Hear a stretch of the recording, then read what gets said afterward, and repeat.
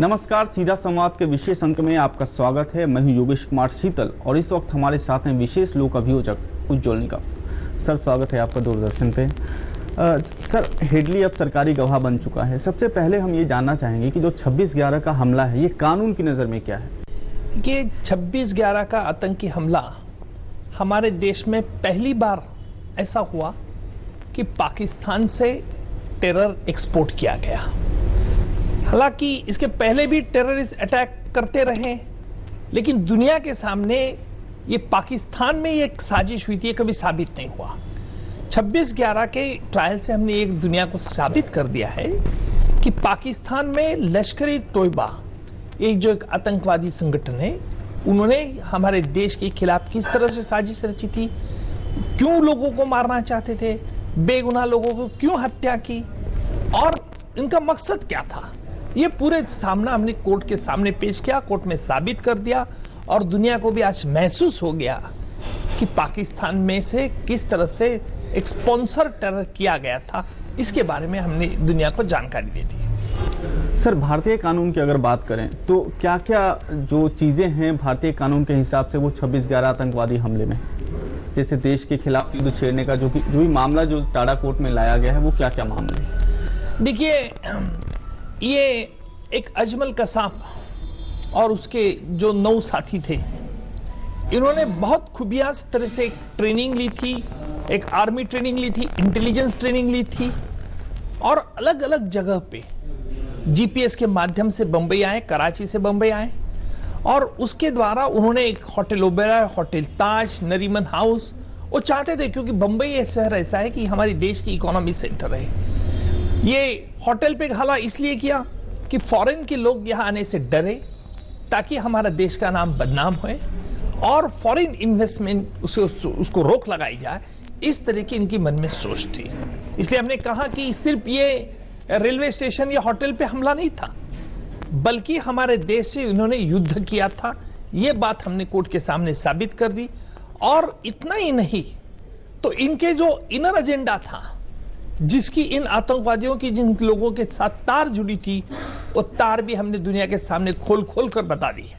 Sir, अब बात करते हैं हेडली की। अभी जब 10 दिसंबर को जब वीडियो कॉन्फ्रेंसिंग से आपने प्रोड्यूस किया अमेरिका से, तो एक चीज जो सामने निकल के आ रही है कि क्या अब अमेरिका के साथ जो भारत के संबंध है, अगर हम ऐतिहासिक पृष्ठभूमि की बात करें, तो वो कैसे रहे और आगे कितनी उम्मीद है आपको कि इस मामले में अमेरिका के साथ सहयोग मिलेगा?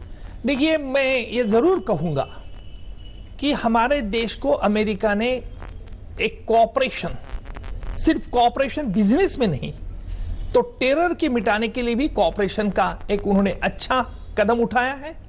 और 26/11 के आतंकी हमले में पहली बार जो जीपीएस ये आतंकवादियों ने जिसको डिस्ट्रॉय कर दिए थे, वो हमने एफबीआई के लेबोरेटरी में भेजे थे। अमेरिका ने बहुत उसको सहयोग दिया है और पहले से हमारे देश के ताल्लुकात अमेरिका से बहुत अच्छे हुए। हमारे प्रधानमंत्री के और उनके से अच्छे रिलेशन होने के कारण जो अमेरिका ने आज भी एक वो कर लिया है कि टेरर को मिटाना है, इसलिए पूरी दुनिया को इकट्ठा होना है।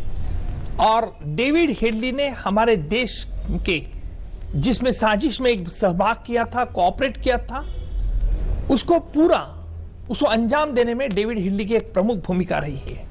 डेविड हेडली एक अमेरिकन नेशनल है और डेविड हेडली ने अमेरिका का कोर्ट में यह बयान दिया था कि 26/11 का आतंकी हमला, उसके बारे में, उसके जो साजिश के बारे में जानकारी है, उसकी पूरी बात उन्हें अमेरिका कोर्ट में कही थी और उसने ये भी अमेरिका कोर्ट को आश्वासन किया था कि उसकी पूरी जानकारी वो भारत सरकार को दे देगा। और मुझे बहुत अच्छा लगा कि अमेरिका ने पहली बार ऐसा एक सख्त कदम उठाया कि जिसके तहत आज हमने डेविड हेडली की गवाही लेने का सोच लिया है और आगे चल के 8 फरवरी को उसकी गवाही शुरू होगी। सर, डेविड हेडली से पहले भी एनआईए पूछताछ की है, जो भारत की एनआईए है उसने पूछताछ किया है और उसने काफ़ी चीज़ें जो है वो सामने रखी है। मतलब उन्होंने ये भी कहा, डेविड हेडली ने ये भी कहा कि जो पूरा ऑपरेशन था वो एलईटी से हो रहा था, जो हाफिज सईद हैं, तमाम जो वहाँ के आतंकवादी हैं, आतंकवादी संगठन हैं, उन सबों का तालमेल और सहयोग के साथ हो रहा था। आईएसआई भी इन्वॉल्व थी, क्योंकि जो बाद में लखवी की गिरफ्तारी हुई तो लखवी से मिलने के लिए आईएसआई के लोग गए थे जेल में। इन सब चीजों के बाद अब ऐसा क्या है जो खुलासा जिसकी उम्मीद आप कर रहे हैं? देखिए, कोई आरोपी अगर जांच एजेंसी कुछ बातें कहता है तो कानून के नजर में वो एडमिसिबल एविडेंस नहीं होता है। जांच एजेंसी ने क्या पूछा उसे, उसने क्या जांच एजेंसी को जवाब दिया, इसके कानून में कोई मतलब नहीं है। जब तक वो तो गवाह करके एविडेंस नहीं देता तब कानून के नजर में उसको कोई सबूत नहीं होता है। हम तो दुनिया के सामने सबूत पेश करना चाहते हैं कि आखिर 26/11 की आतंकी हमले की साजिश क्यों हुई, कहां हुई, किसने की, उसके पीछे क्या मकसद था। इसकी पूरी जानकारी हम सबूत के तौर पर बंबई के कोर्ट में, ताकि बंबई में जो हमारा एक दूसरा आतंकीवादी है अबू जिंदाल, उसके खिलाफ जो हमारी ट्रायल चल रही है, क्योंकि अबू जिंदाल जो था 26/11 के आतंकी हमले में, वो पाकिस्तान में था, कंट्रोल रूम में था, और इसी तरह से हमने सोचा कि इसकी भी गवाही लेना बहुत जरूरी है, ताकि आगे चल के इस आतंकवादी, पूरी दुनिया आज आतंकवादी से पीड़ित है, पाकिस्तान आतंकवादी से पीड़ित है, हमारा देश तो हमेशा आतंकवादी से पीड़ित है। पर एक बात हमने सोचना चाहिए कि 26/11 के आतंकी हमले के पहले जो भी हमारे देश में आतंकी हमले होते थे, उसे पूरी दुनिया एक अलग नजरों से देखती थी। दुनिया कहती थी कि यह कश्मीर के लिए फ्रीडम फाइटर्स की लड़ाई है। लेकिन 26/11 के आतंकी हमले के बाद हमने पूरे दुनिया को दिखा दिया है कि इसके पीछे कौन है, इसका मकसद क्या है, और आज दुनिया ने मान लिया है। इसलिए अमेरिका ने भी पाकिस्तान को कहा है कि आप एलएटी के खिलाफ सख्त कदम उठाएं। अमेरिका ने यह भी कहा है कि तुम्हारे देश में जो भी टेरर चल रहा है, प्लॉट चलते हैं, उसको रोक लगाना चाहिए। यह हमारी बड़ी नैतिकता का विजय है, मैं मानता हूं। अभी आप अबू जिंदाल की बात कर रहे थे, मैं उसी पर आ रहा था। कितनी बड़ी सफलता है अभी अबू जिंदाल हमारे पास है, सऊदी अरब से प्रत्यर्पण हुआ 2012 में, तो कितनी बड़ी सफलता मान रहे हैं 26/11 के ट्रायल में अबू जिंदाल? देखिए, अबू जिंदाल ये हमारा नेशनल है, हमारा नागरिक है। बहकाव में आके पाकिस्तान में चला गया, एलएटी के साथ उसकी तार जुड़ गई, और एक हिंदी ये अटैकर्स को सिखाता था।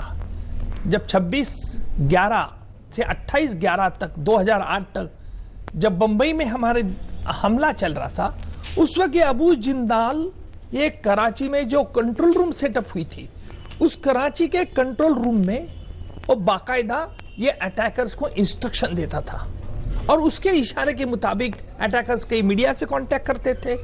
इतना ही नहीं, तो ये अबू जिंदाल एक ऐसा साजिश करता है कि जिसने ये इन लोगों से, एलएटी के कई लोगों से मिला था, कई लोगों से उन्हें अटैकर्स को एक हौसला बढ़ाता था, हिंदी सिखाता था, क्योंकि ये अटैकर्स ड्यूरिंग द अटैक वो कुछ मीडिया हाउस से कांटेक्ट करते थे, और इसके अबू जिंदाल की एक महत्वपूर्ण भूमिका है। और अबू जिंदाल ने जिस साजिश के बारे में बताया, उसके लिए हमें कंफर्मेशन, कोरॉबरेटिव एविडेंस जो है अभी डेविड हेडली के पास से मिलेगा। हम उज्जवल निकम से बात आगे भी जारी रहेंगे, फिलहाल एक छोटी सी ब्रेक के लिए रुकते हैं।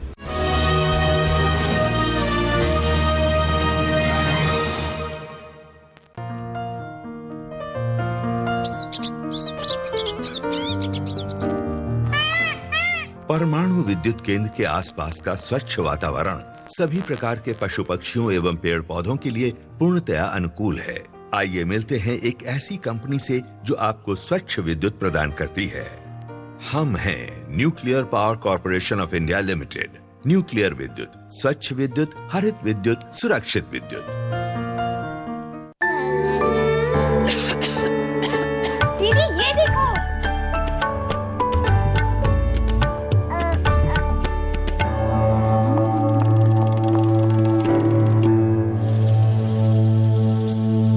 H1N1 फ्लू को फैलने से रोका जा सकता है। खांसी और छींक के बाद और बच्चे को छूने से पहले अपने हाथों को साबुन से धोकर H1N1 फ्लू को फैलने से रोक सकते हैं। इन्फेक्शन रोको, बनो हीरो।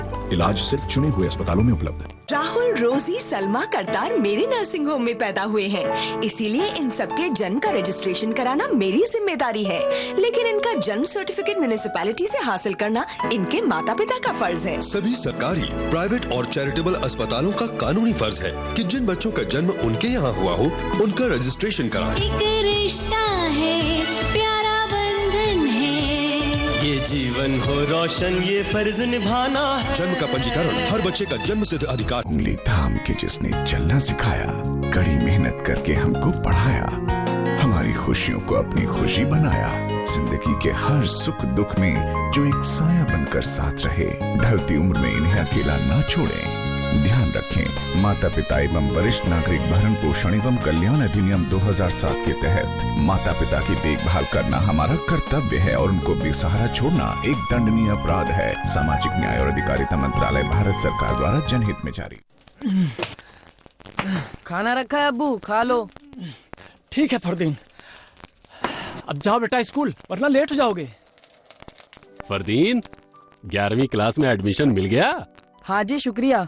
मेरे अब्बू मुझे पढ़ा लिखा कर बड़ा आदमी बनाना चाहते हैं और मैं अपनी पढ़ाई पूरी करके उनके इस काम को बड़ा करना चाहता हूँ। शुक्र है हमारे इस सपने को पूरा करने के लिए हमें मिल रही है अल्पसंख्यक कार्य मंत्रालय की तरफ से पोस्ट मैट्रिक स्कॉलरशिप। भाई गरीबी के चलते हम तो नहीं पढ़ पाए, ये पुश्तैनी काम सीखा और अब तक यही कर रहे हैं। लेकिन सरकार के इस वजीफे के मिलते ही मैंने तो सोच लिया है कि लोहार का बेटा अब अपनी पढ़ाई पूरी करेगा। पोस्ट मैट्रिक स्कॉलरशिप अल्पसंख्यक समुदाय के उन स्टूडेंट्स के लिए है जिनकी सालाना पारिवारिक आय 2 लाख रुपए से कम है और जिन्होंने मैट्रिक में 50% अंक प्राप्त किए हैं। और लड़कियों के लिए 30% स्कॉलरशिप निर्धारित है। अधिक जानकारी के लिए कॉल करें टोल फ्री नंबर 1800112001 पर। सबका साथ, सबका विकास।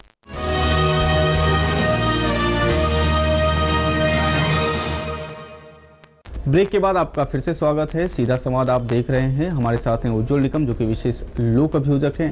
सर, 26/11 का जो ट्रायल है उसके समानांतर एक ट्रायल पाकिस्तान में भी चल रहा है, उस पर आप क्या कहेंगे? देखिए, ये पहली बार ऐसा हुआ कि पाकिस्तान ने पूरी दुनिया के सामने मान लिया कि हाँ, 26/11 के आतंकवादी हमारे देश के थे और उन्होंने जो आतंकवाद किया है उनके लिए उनको सजा मिलनी चाहिए, ऐसा स्टेटमेंट दिया है। सिर्फ पाकिस्तान में उन 6-7 लोगों के खिलाफ ट्रायल चल रही है, लेकिन बड़ी दुर्भाग्य की बात है जो लश्कर तोयबा का जो फाउंडर है हाफिज सईद, उसके ऊपर वो ट्रायल नहीं कर रहे। जकीउर रहमान लखवी जो उनका कमांडर है, उसको जमानत पे मिल गई है। और मैं दुर्भाग्य से यह कहूंगा कि आज पाकिस्तान दहशतगर्दी से पीड़ित है, फिर भी दहशतगर्दी के खिलाफ, जो हमारे देश के खिलाफ दहशतगर्दी, उनके खिलाफ सख्त कदम क्यों नहीं उठाता है? जरूर पाकिस्तान से यह दलील पेश की जाती है कि हमने सबूत मांगे हैं और कहते हैं हमेशा कि भारत ने सबूत नहीं दिए। मुझे ताज्जुब इस बात का होता है कि भाई साजिश तुम्हारे देश में हुई, भाई साजिश करता तुम्हारे देश के लोग हैं, भाई साजिश के लिए आप लोगों ने वहीं से हथियार इकट्ठे किए, वहीं से बरामद दारू किया, हैंड ग्रेनेड्स वहीं से प्रोक्योर किए। इसके बावजूद भी आप हमसे सबूत मांगते हैं। सबूत तो हमने आपको दिए। सबूत हमने ये दिए आपको कि 26/11 की साजिश के मुताबिक जो आपके लोगों ने बंबई में जो हमला किया उसके बारे में हमने सबूत दिए। जो 10 आतंकवादी आए थे उन्होंने किस तरह से मनुष्य हत्या की, इसके बारे में हमने आपको सबूत दिए। लेकिन सबूत तो आपने ढूंढना चाहिए था, क्योंकि साजिश तो आपके देश में हुई ना। वो नहीं मांगते, सिर्फ एक ही चिल्लाना करते हैं। इसलिए हमारे प्रधानमंत्री जी ने ठीक कहा है कि भाई ये साजिशकर्ता को सजा दो। देखिए, पेशावर में जब ये हमला हुआ, वहां के आतंकवादियों ने हमला किया, हमें दुख हुआ, हमारे हर देशवासियों को दुख हुआ। हमारा देश में संस्कृति ऐसी कि हमारा देश का हर कोई नागरिक ऐसे आतंकवादी घटना की बड़ी आलोचना करता है, निंदा करता है। फिर भी हमने ये चाहा कि उस पेशावर को, छोटे छोटे बच्चे मारने वाले लोगों को सजा होनी चाहिए। उनको सजा हो गई, पाकिस्तान सरकार ने उसको आर्मी कोर्ट में केस चला दी। भाई इनके केस क्यों नहीं आप आर्मी कोर्ट में चलाते हैं? पहला सवाल तो ये है। जब हमारे देश के सर्वोच्च कानून ने मान लिया है कि तुम्हारे आतंकवादी ने इस देश से युद्ध किया था, तो क्या हर्ज थी आपको आर्मी कोर्ट में ट्रायल न चलाने की? मान लिया आप आर्मी कोर्ट में नहीं चलाते हैं, पेशावर की ट्रायल आपने आर्मी कोर्ट में चलाई। भैया, आपके आतंकवादियों को एक न्याय और हिंदुस्तान में जो आतंकवादी काम करते उनके लिए आप अलग न्याय करते हो, यह ठीक नहीं है। मैं अभी भी चाहता हूं कि पाकिस्तान में से मेरे दोस्त, वहां के प्रोसिक्यूटर है मरहूम जो जुल्फिकार अली, जो पब्लिक प्रोसिक्यूटर, जो यहां आए थे बंबई में, हमारे दोस्त थे, उनको मारा गया टेररिस्ट ने। इसका मतलब यही है कि आज भी आतंकवादियों का खौफ वहां बहुत है। यह भी मुझे कुछ हिचकिचाता नहीं। मैं पाकिस्तान में भारत सरकार के 3 वरिष्ठ अधिकारियों के साथ इस्लामाबाद गया था। कसाब को जब फांसी दी गई उसके बाद हम गए थे और वहां हमने वही एम्फसाइज किया था कि पाकिस्तान होम मिनिस्टर को यही कहा था कि आतंकवादियों के खिलाफ सख्त कदम उठाओ। अगर ये छूट जाते हैं तो क्या होगा? भारत के खिलाफ वापस आतंकवादी। आज पूरे दुनिया को मालूम है, पूरा आज हमारा विश्व इन आतंकवादियों से नफरत करता है। इसलिए मेरी एक विनम्र उनको दरखास्त होंगी पाकिस्तान को भी कि आप इन आतंकवादियों को कड़ी सजा दीजिए ताकि आगे चल के आपके देश का नाम कोई बदनाम न कर सके। नहीं तो हर कोई पाकिस्तान को उंगली उठाएगा। मुझे इस बात का डर है क्योंकि पाकिस्तान के लोग और हमारे लोग में कुछ फर्क नहीं है। दोनों की भाषा रंग एक ही है। हम एशियंस हैं, पहले तो हम एक थे और इसलिए मैं चाहता हूं कि पाकिस्तान सरकार ने अभी भी इन दहशतगर्दी के खिलाफ सख्त कदम उठाना चाहिए। अभी पिछले दिनों जो हमारी विदेश मंत्री हैं सुषमा स्वराज, वह भी पाकिस्तान गई थी। रिश्तों में जो तलखी थी वो थोड़ी तरलता आ रही है। अब अगर हम कहें तो रिश्तों में जो तरलता आ रही है, क्या लगता है कि पाकिस्तान अब मदद करेगा? ऐसा लगता है आपको? देखिए, मैं चाहता हूं कि पाकिस्तान ने जरूर मदद करना चाहिए। हमारे तरफ से तो हमने हमेशा दोस्ती का हाथ बढ़ाया है। हमारे एनएसए, उनके एनएसए की मीटिंग हो गई और बैंकॉक में अच्छी तरह से हुई। देखिए, एक मीटिंग अच्छी हुई, इसका नतीजा भी अच्छा आएगा। सुषमा स्वराज जी चले गई थी, वो भी एक अच्छी कदम है। हम कदम उठाते हैं। हमारे प्रधानमंत्री आगे चल के जाने वाले हैं, उनके प्रधानमंत्री आएंगे। पाकिस्तान में आज भी एक जो आर्मी का जो एक वर्चस्व है उसे दबो रखना है। डेमोक्रेसी पूरी तरह से साबित होना चाहिए। मैं चाहता हूं कि पाकिस्तान में जिस तरह से लोकशाही प्रबल होगी उस तरह से हमारे देश के लोग और पाकिस्तान के देश के लोग, दोनों लोग को, आम आदमी को तो जरूर आनंद होगा कि एक अच्छी तरह से हम बात चल कर रहे हैं। वापस हेडली पे आते हैं। हेडली ने जो प्रस्ताव रखा था हमारे पास अप्रूवल का, वो हमने एक्सेप्ट कर लिया है। ऐसे समय में आप अब केस को किस तरफ जाते देख रहे हैं? क्या लग रहा है कौन सा रास्ता है जो अब ये केस अख्तियार करता है? देखिए, ये जो हमारी मेन ट्रायल है वो अबू जिंदाल के खिलाफ चल रही है। जब मैंने देखा कि डेविड हेडली 26/11 के आतंकी हमले के पहले भी बंबई में आया था, कई जगह की उन्होंने रेकी की, कई जगह के वीडियोग्राफ, फोटोग्राफ लिए थे और ये अमेरिका में पकड़ा गया। पाकिस्तान में उसकी ट्रेनिंग हुई। डेविड हेडली का नाम है दाऊद गिलानी, फिर बाद में उसने लिख लिया डेविड कोलेमन हेडली। तो डेविड हेडली ने अमेरिका कोर्ट में बयान दे दिया। अमेरिका सरकार से एग्रीमेंट कर लिए, प्ली एग्रीमेंट, कि भाई मैं सच सच बात बताता हूं, मुझे फांसी मत दो।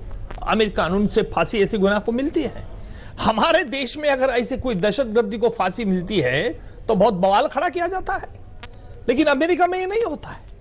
अमेरिका लॉ में उनका कानून बहुत स्ट्रिक्ट है। इसलिए डेविड हेडली ने एक एग्रीमेंट कर दिया और अमेरिकी गवर्नमेंट ने मान लिया क्योंकि उनको भी सच चाहिए था। और जो डेविड हेडली ने जो प्ली बार्गेन किया था उसके मुताबिक जब मुझे ये पूरी जजमेंट मिली, कॉपी मिली, तब मैंने उसी वक्त सोचा कि डेविड हेडली भी एक गुनहगार है। हालांकि उनके प्ली एग्रीमेंट के हम नहीं यहां ला सकते हैं, लेकिन डेविड हेडली ने अपने प्ली एग्रीमेंट में बात साफ कही थी कि मैं भारत को पूरा कोऑपरेट करूंगा। तो मैंने उठाया यह फैसला, मैंने तुरंत इस पर सोच लगा दी और मुझे भारत सरकार से इस पर बहुत अच्छी तरह से रिस्पांस मिल गया। भारत सरकार ने कहा कि आगे चलो, तो हमने इसको यहां एक्यूज बना दिया क्योंकि वहां के जो उसको गुनाह किया था उसके और हमारा देश का गुनाह कानून दोनों अलग है। इसका डबल जेओपार्डी का कोई बाहर नहीं आता था। ये कोर्ट के मैंने सामने दलील पेश की, कोर्ट को मैंने ये कन्विंस किया कि डबल जेओपार्डी का बाहर नहीं आता है। डबल जेओपार्डी इसका मतलब है अगर एक गुनाह के लिए दोनों देश में दोनों कानून में सजा नहीं हो सकती है। एक दफे गुनाह में सजा हो गई तो वही गुनाह के लिए दूसरा देश का कानून सजा नहीं कर पाता। लेकिन उन्होंने जो गुनाह किया था अमेरिकी कानून के तहत किया था, हमारे देश के कानून के तहत अभी उसको सजा होना बाकी था। डेविड हेडली को मैंने जब उसने कोर्ट में बयान दे दिया कि मैं पूरी तरह से बात सामने रखना चाहता हूं, मुझे माफ कर दो। देखिए, हमारा देश का ये बड़ी पवित्रता है। कोई गुनहगार कहता है मुझे माफ कर दो, अगर सचमुच दिल से माफ करना चाहते तो हमने कानून का आधार लेके उसे माफ करने का वचन एक्सेप्ट कर लिया। मैंने बड़े पुलिस ऑफिसर के साथ चर्चा की and we arrive at a conscious decision. और फिर उसने हमने सोच लिया कि इसको माफी दी जाए। और वैसे हमने कोर्ट में कह दिया और उसके सामने हमने 4 कंडीशंस रख दी। भाई तुझे हम माफी देंगे, 4 शर्त पे तुझे पालन कर। पहली शर्त यह होगी कि तूने कोर्ट के सामने पूरा सच बयान देना है। दूसरी शर्त हमारी यह होगी, अमेरिका के कोर्ट में तूने जो बातें कही है वो कहनी चाहिए। तीसरी शर्त हमने ये रखी है कि जो भी मैं सरकारी वकील जो तुझे सवाल करेंगे, मैं जो सवाल तुझे पूछूंगा उसका ट्रूली एंड करेक्टली उसने जवाब देना है। और चौथी कंडीशन मैंने रखी है कि पूरे दिल से तूने कहना चाहिए कि क्या हुआ, कैसे हुआ, किसने किया, कौन साजिश में था। मान लिए 4 शर्त उसने, कोर्ट ने रिकॉर्ड कर ली और पहली बार हमारे देश में हुआ है ये घटना। इस घटना को एक अलग अंदाज से देखना चाहिए कि यह पहली बार ऐसी घटना हुई है कि जिसके तहत हमने एक फॉरेन नेशनल को माफी का गवाह वीडियो लिंक से बनाया है ताकि वो आगे चल के बात साफ बता दे। देखते हैं क्या होता है 8 फरवरी को। क्या अगर जरूरत पड़ती है या अगर आपको लगता है कि डेविड को भारत लाया जाना चाहिए या भारत में जो कोर्ट है टाडा कोर्ट वहां पे प्रस्तुत करना चाहिए, तो क्या आप ऐसी मांग करेंगे? ये सवाल इसलिए मैं कर रहा हूं क्योंकि जब प्रदीप जैन मर्डर केस में जब आप आर्गुमेंट कर रहे थे तो आपने कहा था कि हमारे पास सेपरेशन ऑफ पावर है। अगर भारत सरकार अगर किसी देश से कोई संधि करती है किसी देश के साथ तो वो अपनी जगह है, और अगर कोर्ट चाहता है तो वो अपनी जगह है, कोर्ट अपना जजमेंट दे सकता है। बाकी जो कार्यपालिका है, बेसिकली जो विधायिका है, कार्यपालिका है, न्यायपालिका है, उनके अलग अलग जवाबदेही है। तो ऐसे में आपको लगता है कि अगर जरूरत पड़ी उसको इंडिया लाने की तो उसकी मांग आप कर सकते हैं? देखिए, डेविड हेडली को 35 इयर्स की सजा हुई है। आज करीबन उसकी उम्र तो बहुत है। 35 इयर्स के बाद क्या होगा उसके बाद ही हो सकता है। जो भविष्य में क्या होगा मैं इसे हाइपोथेटिकल बिलीव नहीं करता, आज प्रेजेंट टेंस में मैं बिलीव करता हूं। 35 साल के बाद लाएंगे तब हम रहेंगे नहीं रहेंगे, कौन रहेगा क्या रहेगा किसको पता। आज क्या है, आज वो 35 साल जेल में, अमेरिका जेल में उसे काटना है। आज उसकी मानसिकता ये है कि सच सच बता देना है। हम उस मानसिकता पे उन्हें हमने इनकैश कर दिया। यही हमारा सीधा साधा सवाल और जवाब है। सर, हेडली पाकिस्तान में जो लश्कर के शीर्ष आतंकवादी हैं उनके भी संपर्क में रहा है। ऐसे में क्या जानकारी लगता है कि मिल सकती है हमें? देखिए, आज ये कहना मुश्किल है कि डेविड हेडली क्या बात बताता है कोर्ट के सामने, लेकिन एक बात जरूर है कि डेविड हेडली एक ऐसा शख्स थे कि जिसे पूरे आतंकीवाद के बारे में, आतंकी हमले के बारे में पूरी जानकारी है। और मैं उम्मीद करता हूं कि कोई ऐसी सनसनी बातें जरूर डेविड हेडली बता सकता है कि जिसको वो मालूमात है, और उसने ये कबूल भी कोर्ट में किया है कि मैं सच और पूरी बातें कहूंगा। तो जितना आपको इंटरेस्ट है कि क्या बताने वाला है, उतना इंटरेस्ट मुझे भी है। थोड़ा इंतजार करना होगा। आखिरी सवाल सर, अगर सब कुछ जो आप साबित करना चाह रहे हैं कोर्ट में, अगर वो साबित हो जाता है तो फिर आगे क्या होगा? आगे देखिए क्या क्या होता है। अभी ये तो शुरुआत है भाई। हम तो कानूनी प्रक्रिया करने वाले आदमी हैं, लेकिन जहां तक मैं हमेशा कोई भी क्रिमिनल ट्रायल चलाता हूं तो मैं कहता हूं कि this is a war, criminal trial.